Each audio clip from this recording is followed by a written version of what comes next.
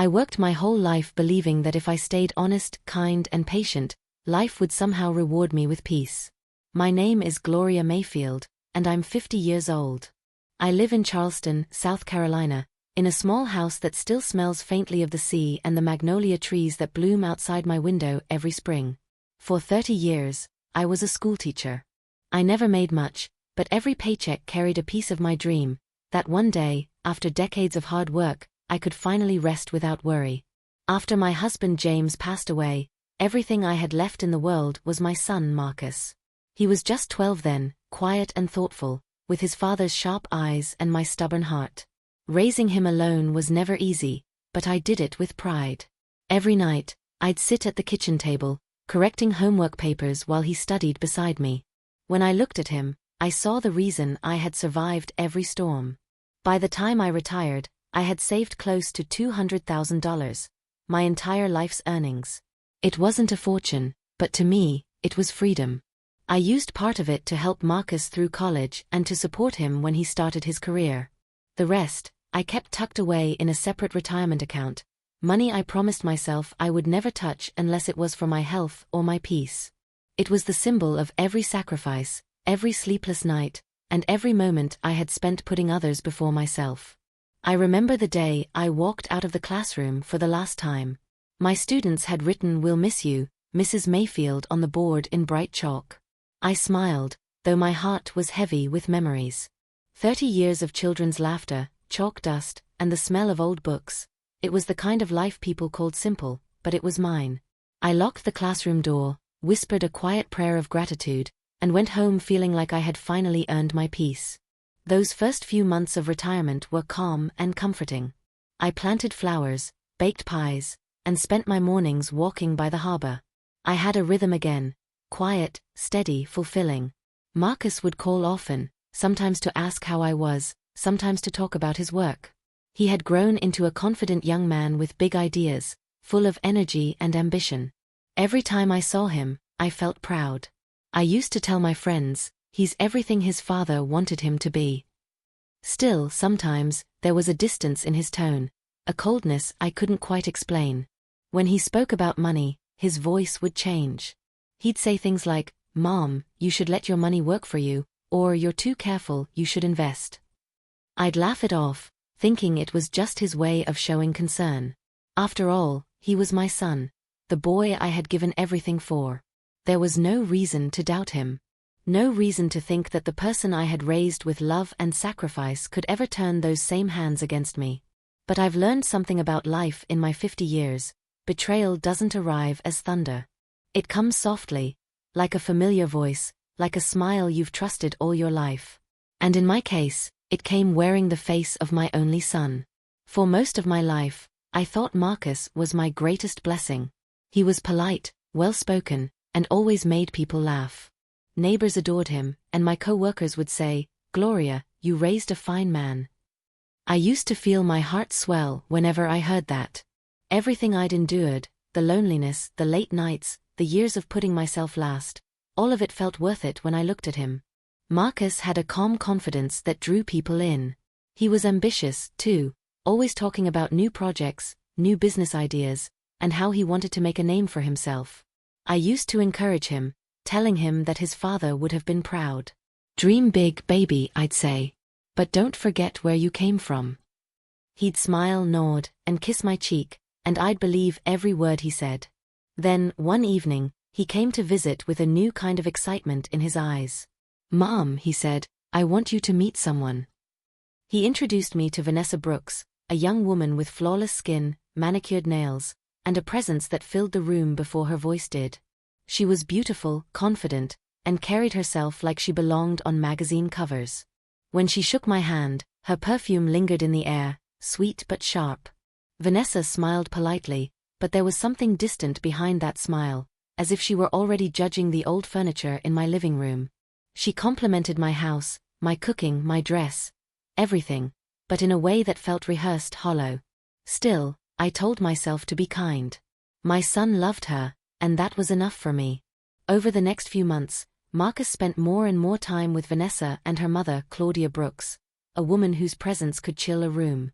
Claudia was wealthy, opinionated, and believed that money defined respect. "The first time we met," she said, "it's wonderful that Marcus came from such a hard-working background. It builds character." I smiled, even though her tone made me feel small, like she was praising a stray dog that had learned a trick. Marcus began to change after that. He talked less about his dreams and more about appearances. Cars, luxury apartments, vacations. He'd mention how Vanessa wanted a wedding people would never forget, and how he wanted to give her the life she deserved. I didn't like the way he said it, as if love had turned into an expense. I noticed, too, how he started bringing up my finances more often. It was never direct, just casual questions slipped into conversation.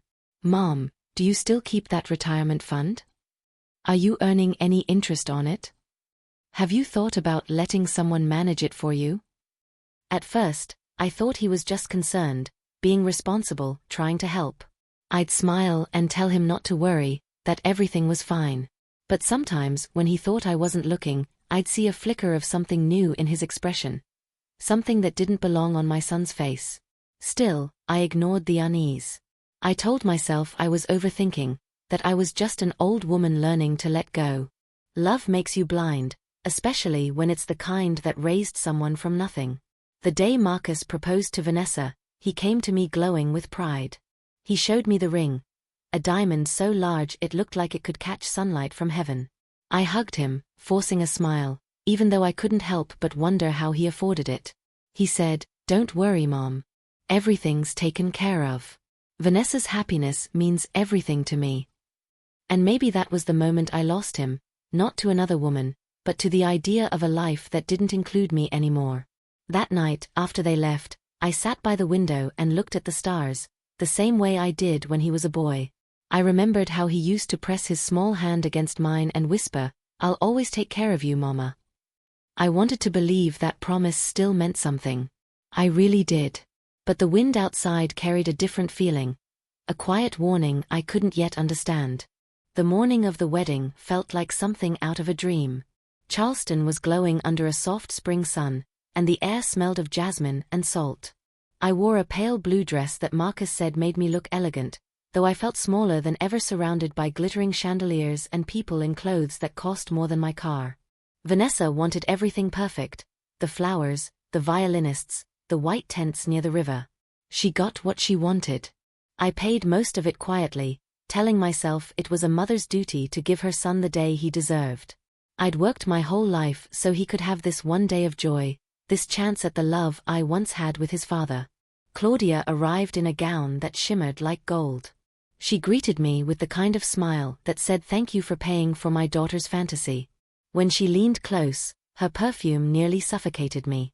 "You've done so much, Gloria," she said softly, "but now it's time for the young ones to take over." I smiled and nodded, pretending not to hear the knife behind her words. The ceremony was beautiful. Marcus stood tall in his black suit, his eyes locked on Vanessa as if she were his entire world. When the preacher asked if anyone objected, I felt tears rise in my throat, not because I wanted to stop it, but because a part of me knew I was losing him. After the vows, after the applause, Marcus came to me and wrapped his arms around my shoulders. "Mom," he said, "thank you for everything. You've done more than enough. From now on, I'll take care of you." It should have comforted me. It didn't. There was something about the way he said it. Quick, practiced, like a line rehearsed for a speech. Later that evening, while everyone danced, I sat near the edge of the tent, watching the lights blur over the river. Vanessa laughed loudly with her friends, her diamond earrings catching every sparkle. Marcus was surrounded by people congratulating him, and for a moment, he looked at me from across the crowd. For just a heartbeat, I saw my boy, the same boy who once held my hand on his first day of school, who cried when his father's folded flag was placed in my lap. Then the music swelled, someone clapped him on the back, and the boy was gone. When I went home that night, my feet ached, but my heart felt heavier. The house was quiet, too quiet. I poured a cup of tea, looked at the framed wedding invitation on my counter, and told myself I'd done the right thing. I had given him love, stability, and now the start of his new life. What I didn't know was that the same night he promised to take care of me, he had already decided to take everything I had. It was a quiet Thursday morning when everything changed. The kind of morning that feels so ordinary, it almost tricks you into believing life is calm. The sun was just beginning to pour through my kitchen window, and I had my teacup resting beside a small plate of buttered toast. The radio hummed an old gospel song in the background, soft, comforting, familiar. Out of habit, I opened my laptop to check my online banking. I wasn't expecting anything unusual. Just a routine look at the account that had carried my peace of mind since the day I retired. But when the page loaded, my heart froze. The balance, the 6 numbers I'd memorized like scripture, had vanished. $2.16. That's all it showed. For a moment, I thought it was a glitch. I refreshed the page, logged out, logged back in. Same result. My hands started to shake. I called the bank immediately, trying to sound calm, but my voice trembled with every word. The woman on the other end spoke gently. "Mrs. Mayfield, the transfers were authorized electronically through your personal account." "My account?" I whispered. "But I didn't authorize anything." "Yes, ma'am," she said. "It was completed last week, multiple transfers, all verified with your digital signature." Digital signature. I didn't even know I had one. After I hung up, I sat there, staring at the screen until the words blurred. My savings. My safety. My entire life, gone. My first thought was Marcus. Not because I suspected him, but because I needed comfort. I needed to hear his voice, to know everything would be okay. When he picked up, his tone was light, casual, as if nothing in the world was wrong. "Hey Mom. How are you?" "Marcus," I said, my voice trembling, "my retirement account. The money, it's gone. All of it." There was a short silence. Then, he said something I'll never forget. "Oh, that," he murmured, almost laughing. "Mom, don't worry. We used it for something beautiful." "We?" I asked. Vanessa's voice came in the background, light and careless. "We used it for our honeymoon, Mrs. Mayfield. The Maldives. You should be happy for us, it's paradise here." I couldn't breathe. My throat burned. "You used my savings?" Marcus sighed, as if I was the one being unreasonable. "Mom, you always said that money was for our future. For family. Vanessa and I are family. It's not like we wasted it, it's a once-in-a-lifetime experience." For a few seconds, I didn't even hear the rest of what he said. The world around me blurred. The ticking clock on the wall. The sound of the kettle hissing. Everything faded except the realization that my son, my only son, had stolen from me and didn't even think it was wrong. "Marcus," I said softly, "that money was all I had. You know that, don't you?" He hesitated, just for a moment. "Mom, relax. When we get back, I'll handle everything. Okay?"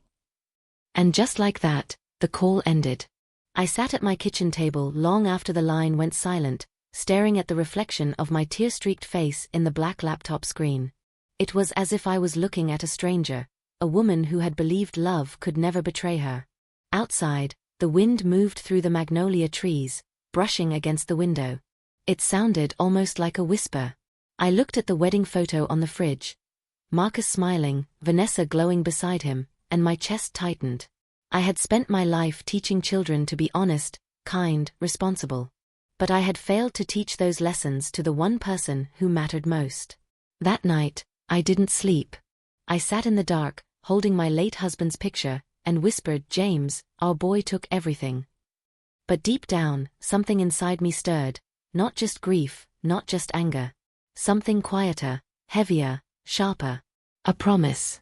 If Marcus had used my peace to buy his paradise, then I would make sure that paradise turned into the nightmare he deserved. The next morning, I woke to the sound of my phone buzzing non-stop. My neighbor Helen had sent me a message that read, "You need to see this." Attached was a link to Vanessa's Instagram post. I opened it, and there it was, a picture of Marcus and Vanessa standing on a white sand beach, their arms around each other, smiling like they owned the world. The caption read, "Living our dream in the Maldives. Love, laughter and luxury, all worth it." Hashtag blessed, hashtag dream life, hashtag forever. My hands clenched so tightly that my nails dug into my palms. In the photo, Marcus wore designer sunglasses, and Vanessa posed beside him with a glass of champagne, her diamond ring glinting in the sun. Behind them, the ocean sparkled like liquid silver. That photo spread through my small Charleston community faster than gossip ever had. Everyone talked about how well Marcus was doing, how lucky he was to find such a beautiful wife, how proud I must be. But pride was the last thing I felt. Every smiling picture felt like a wound that refused to close. Each day brought a new post: Marcus holding Vanessa in an infinity pool, Vanessa lying on a yacht, Marcus dining at some 5-star restaurant with captions like "Hard work pays off." Hard work. It was my work. My decades of standing in a classroom, grading papers under flickering fluorescent lights, coming home too tired to cook but still pushing through because my son deserved better. That was the work they were celebrating. I stopped checking social media, but Helen wouldn't let it go. "Gloria," she said one afternoon when she came by with a pie, "don't let this eat you alive. You're too good to let their greed take your spirit." But how do you stop something that's already inside you? At night, I'd sit by the window, staring at the reflection of the moon over the harbor, trying to understand where I went wrong. I replayed every memory: the scraped knees, the birthday cakes, the graduation, the tears I wiped away. I thought about the way he once hugged me and said, "I'll always protect you, Mama." The truth hit me like cold water: I hadn't lost my money. I'd lost my son long before the transfers ever happened. Then, one evening, as I sat scrolling through my old bank statements, something inside me shifted. I realized that grief had turned into clarity. I wasn't powerless. I wasn't defeated. I had been teaching for 30 years, and patience had always been my greatest strength. I began printing everything: bank statements, transfer confirmations, every screenshot of Vanessa's public posts bragging about their success, every email notification showing a change in my account. I placed them in a folder, labeled it Mayfield Records, and locked it in the drawer of my desk. When I finished, I looked at my reflection in the dark window. My eyes were tired, but there was something new in them, something I hadn't seen in months. Calm determination. People think revenge is about rage, about shouting or breaking things. But that night, sitting in the quiet glow of my desk lamp, I learned the truth: real revenge is silent. It waits. It studies. It learns. And by the time it moves, it already knows exactly where to strike. I didn't tell anyone what I was planning. Not Helen, not my sister in Atlanta, not a soul. I'd learned long ago that sometimes strength is best built in silence. I kept my daily routine the same: my morning walk by the harbor, my tea at sunrise, my polite smile for the neighbors. To anyone watching, I was the same Gloria Mayfield they'd always known. But inside, something was changing. One afternoon, I sat on my porch with my old address book. My fingers traced the faded ink of names and numbers I hadn't dialed in years. When I found the one I was looking for, I hesitated. Rachel Moore. We'd taught together for 15 years before she left to study law. I remembered her sharp mind, her calm presence, the way she used to say, "Justice doesn't always wear a uniform, sometimes it wears patience." I called her. When she picked up, her voice was older but warm. "Gloria Mayfield? Lord, it's been decades. How are you, girl?" I smiled faintly. "Alive," I said. "But I need help." The next day, we met at a small cafe near the water. Rachel arrived wearing her reading glasses and that same steady confidence she'd always had.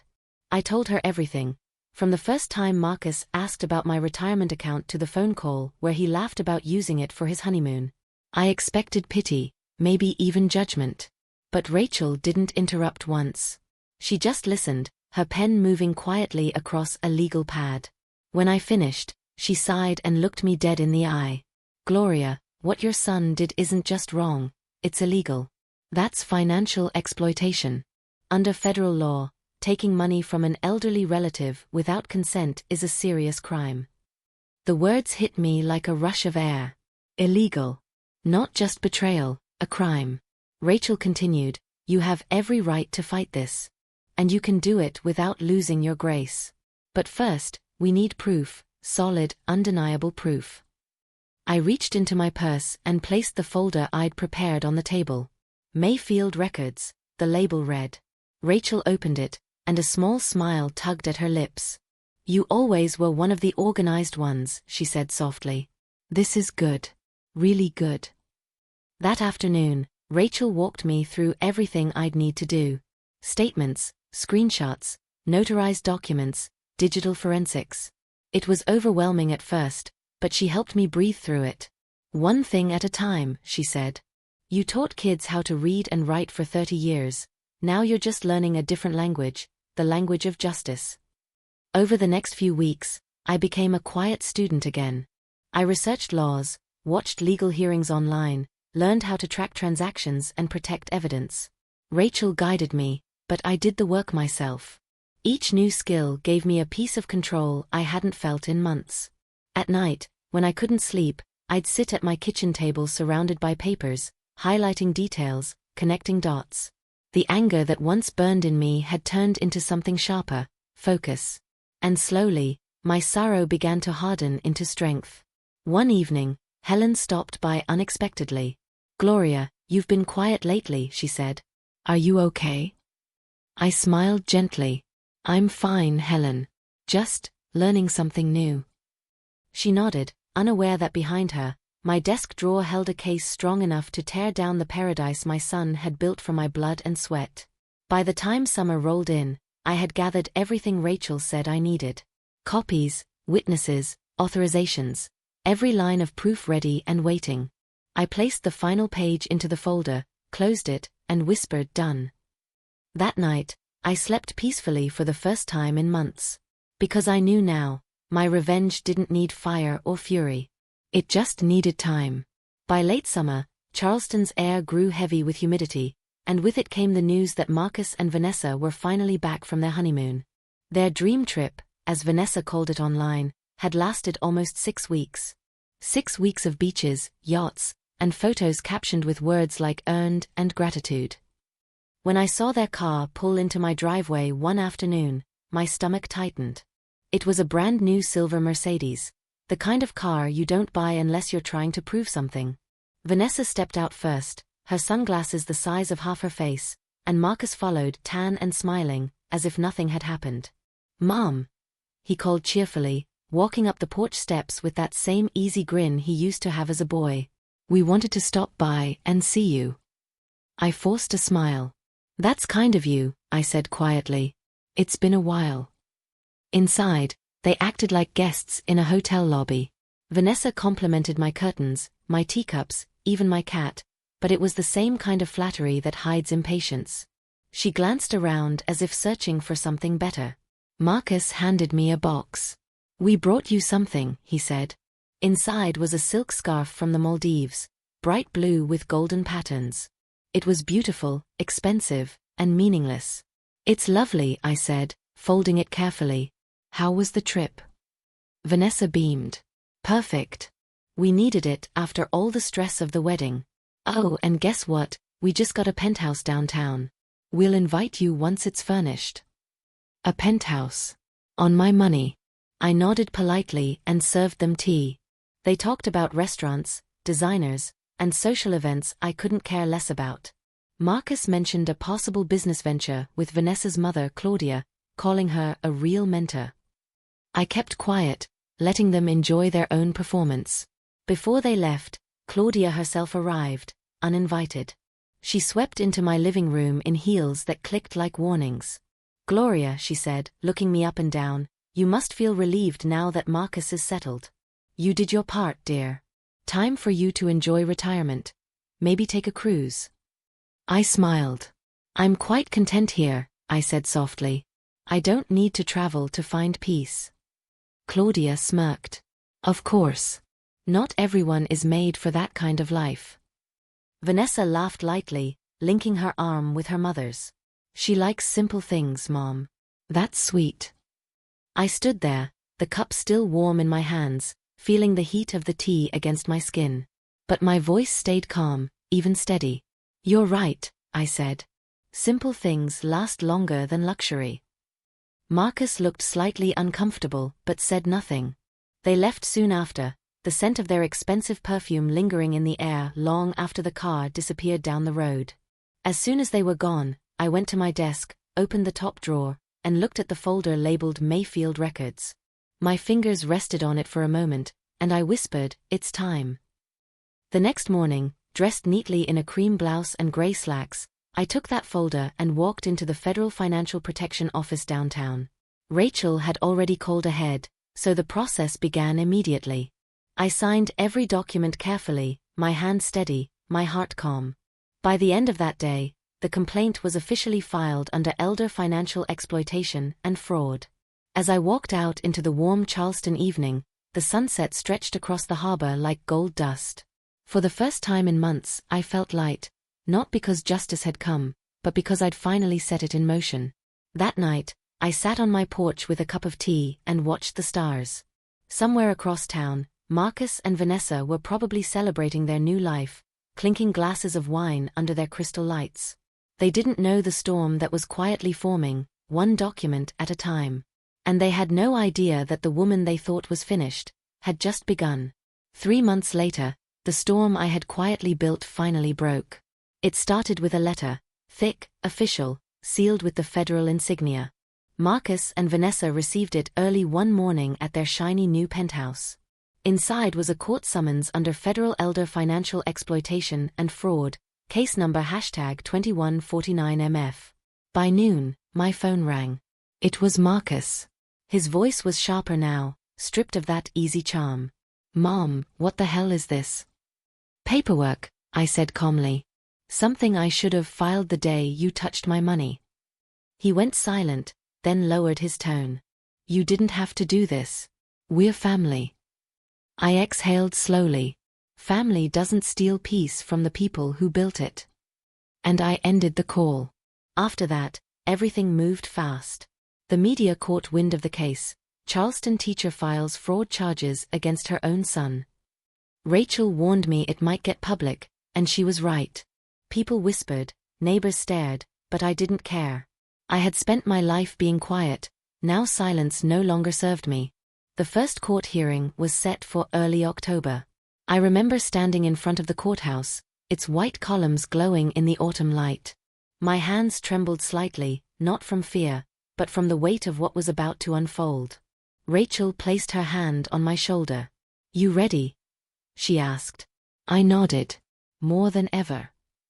Inside, Marcus looked smaller than I remembered.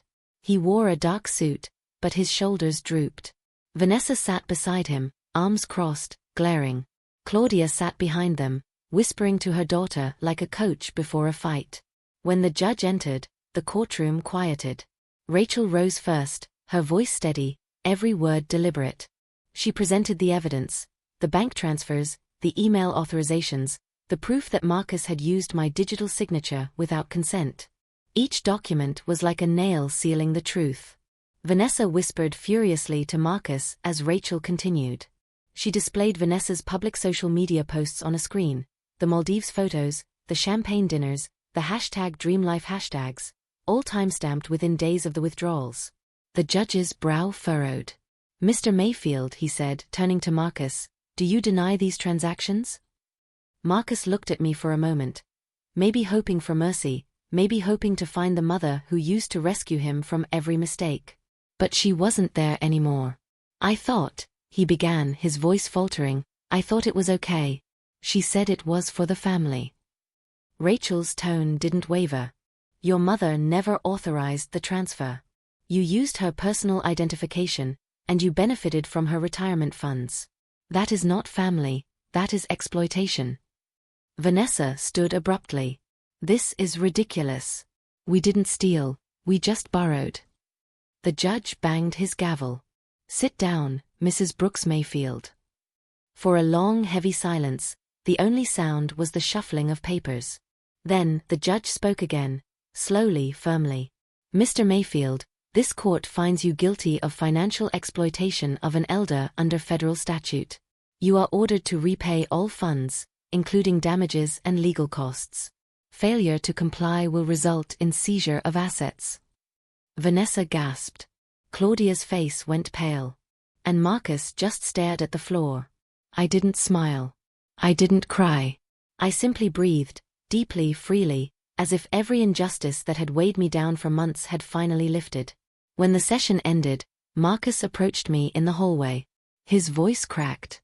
Mom, please. You've already won. Don't take everything. I looked at him, my eyes tired but clear. I didn't take anything, Marcus. I just took back what was already mine. He tried to speak again, but Rachel gently stepped between us. It's over, she said, her voice soft but final. As I walked out of the courthouse, the Charleston air smelled of rain and salt. Reporters called my name, cameras flashed, but I didn't stop. I just kept walking, steady, calm. Because for the first time in my life, justice wasn't an idea. It was real. And it had my name written all over it. The judgment spread through Charleston faster than gossip at Sunday service. Neighbors who once pitied me now looked at me with a strange respect, the kind you earn when you survive something everyone else would have broken under. But I didn't feel proud. Not yet. Just quiet. Within a week, Marcus's world began to collapse piece by piece. His accounts were frozen, his car repossessed, and the penthouse he and Vanessa bragged about was listed under foreclosure. The luxury they had flaunted was built on money that was never theirs, and now it was dissolving as quickly as it had appeared. Vanessa left first. I found out through social media, her profile now scrubbed of every photo of Marcus. She had tagged herself in a new city with a caption that said, "Fresh starts are blessings." I couldn't even be angry, it was the most predictable ending of all. Marcus, on the other hand, stayed in Charleston. He tried to fix things, begged Claudia for help, but she cut him off the moment the court order mentioned her name in the financial investigation. He started showing up at places I used to frequent, the grocery store, the church steps, the cafe where I met Rachel. Always from a distance. Never brave enough to speak. Then one morning, he came to my house. I saw him through the screen door, thinner, tired, and not the confident man who once laughed about using my savings for paradise. His voice was small. "Mom," he said, "I don't expect forgiveness. But I wanted to return this." He held out a small envelope. Inside was the silk scarf he'd bought me from the Maldives, the one I'd tucked away months ago and forgotten. "I don't want anything from that life anymore," he said. For a long time, I didn't speak. I looked at my son, truly looked at him. Beneath the exhaustion and shame, he was the same boy who used to draw me crayon hearts when he was 6. But love without accountability is just weakness, and I'd learned that lesson too well. "I don't need the scarf, Marcus," I said gently. "Keep it, to remember the price of what you lost." Tears filled his eyes. "You hate me." I shook my head. "No. I hate what you chose. You were raised to know better." He left quietly, and for the first time, I didn't cry. I didn't feel pity or rage. Only peace. The kind that comes when you stop carrying guilt that was never yours to bear. A week later, I met with Rachel one last time to close the case. The court had returned all my funds, along with a small settlement for damages, more than I ever expected. When Rachel asked what I planned to do with it, I smiled. "I'm not keeping it all," I said. "Half of it goes to a program that protects women like me, women who gave their lives for their children and got stolen from in return." Rachel grinned. "You're turning pain into purpose. That's rare." "It's survival," I said. "And it's the only kind of victory that lasts." A few months later, the Charleston Chronicle published a short article about the new foundation, the Mayfield Women's Justice Fund. They asked for a quote, and I gave them one that came straight from my heart. "Some people steal money. Others steal peace." I took both back, legally. When the article came out, I sat on my porch holding the newspaper, the evening light spilling across the headline. It didn't feel like triumph, it felt like closure. Because in the end, Marcus didn't just lose money. He lost the one thing that no court could restore, trust. And I gained something far more valuable than any savings account could ever hold. Freedom. Winter came softly that year. Charleston looked different under gray skies, quieter, older, almost forgiving. The magnolia trees had shed their leaves, and the sea breeze carried the scent of rain instead of salt. For the first time in a long while, I didn't wake up with a knot in my chest. My mornings were simple again. I'd brew my coffee, open the windows, and let the cool air drift in.